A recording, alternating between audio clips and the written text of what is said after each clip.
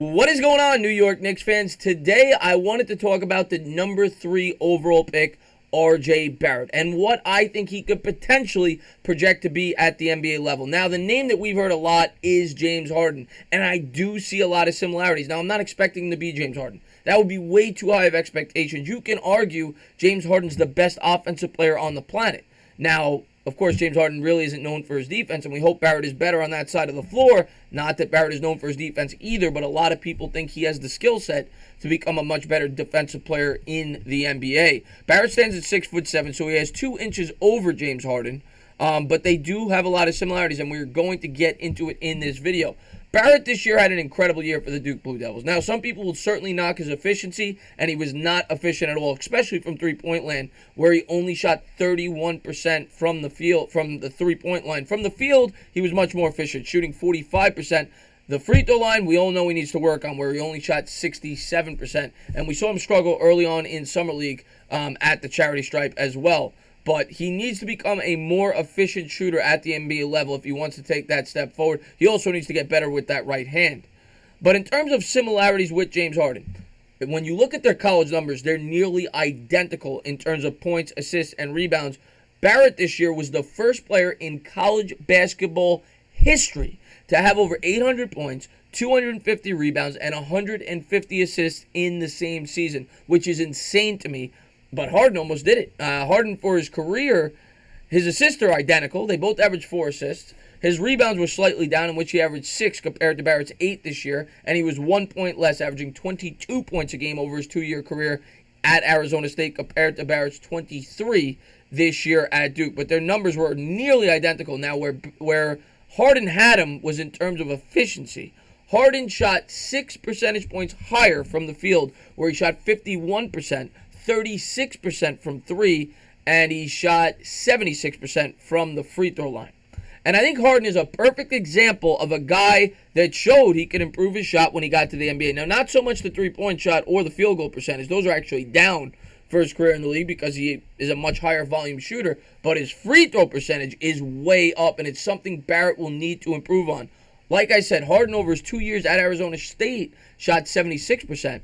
Over the course of his career in the NBA, he shot 86%, 10 percentage points higher, and he's been even better with Houston. He's probably shot more like 88, 89% since he went to the Houston Rockets. And when I think James Harden, other than the left hand, which we're going to get into, I think about a guy that can get to the free throw line. That is his biggest strength. Now, of course, he's great at so many other things. He could shoot the three. He's great off the dribble. He's a great distributor of the basketball. The guy's a triple-double machine. He could rebound. He could set the pace.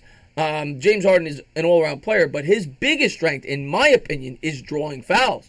When you look at his career, it's been crazy, especially since he went to Houston. Now, with OKC, he was a 6-man. Even though he did get 31 minutes a game his last year at OKC, in which he averaged 6 free throw attempts a game. But since he went to Houston, he's never had a year in which he's averaged under 9 free throw attempts a game. Last year, he averaged 11, and he averaged 9.7 points a game just from the free throw line. That is crazy. You know how many players don't average 10 points a game? He gets that just from the free throw line.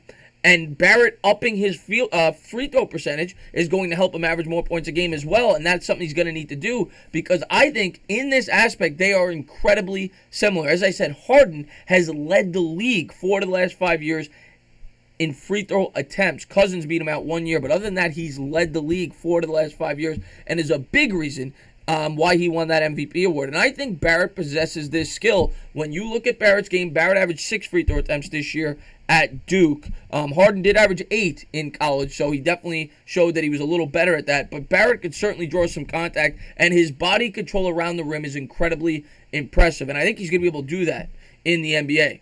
If he could get his free throw percentage up to 80, 83, 84%, you're going to see a guy average an extra point or two every game.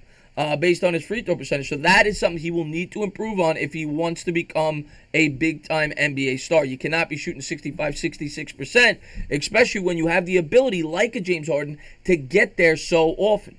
They're both great. They're both great off the dribble, and they both dribble with the left hand. Something incredibly uncommon. And I always think it's an advantage in the NBA when you are a lefty dribbler, and we're in any sport, a southpaw in boxing, a lefty pitcher. It is rare. It's something that the defender is not accustomed to seeing. When you look at the population in the United States, 12% of people are left-handed. In the NBA, it is even lower. Just under 8% of NBA players are left-handed. So 92% of the time, you're guarding a guy that dribbles with his right. So it's just something that's off-putting you're not used to. Now, like I said, Barrett needs to get better with that right hand.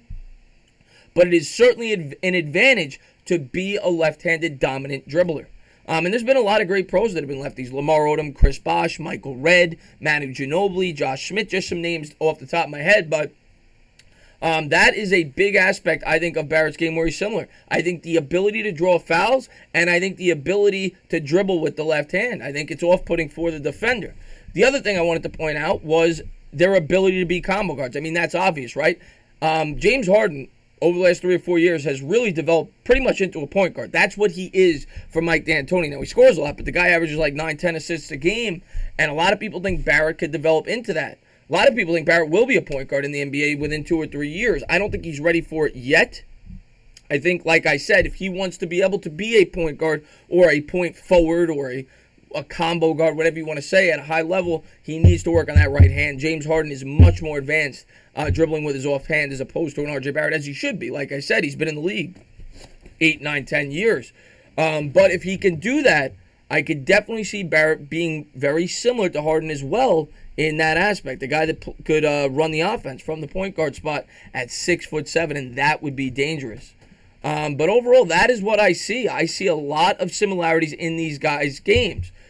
But for him to get to Harden's level, like I said, he has to become much more efficient. He has to be able to hit his free throws. He has to be able to hit his three-pointers at a much higher clip. 31% in college just does not cut it. Not that Harden's the most efficient shooter in the NBA. For his career, he shoots 36% from the three-point line, 44% from the field.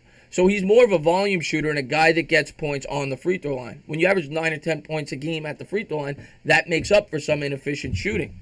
And I think Barrett could be the same. I don't ever expect him to be better than a 44-45% shooter at the NBA level. We hope he could get his three-point percentage up to the mid-30s.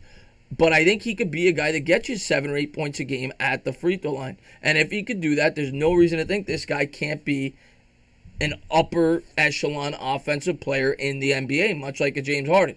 Like I said, I don't expect him to be James Harden. That would be way too high of expectations. But they are very similar, in my opinion. And if Barrett's going to succeed at the NBA, I think that is a good model to build his game after. So we'll have to see. I cannot wait for Barrett's rookie season, as the Knicks will be underway in preseason in just a few months. And we're going to get to see this kid progress as a New York Knick, the number 3 overall pick. But as always, guys, if you liked what you watched, please subscribe, drop a comment, maybe give me a little thumbs up. Cheers.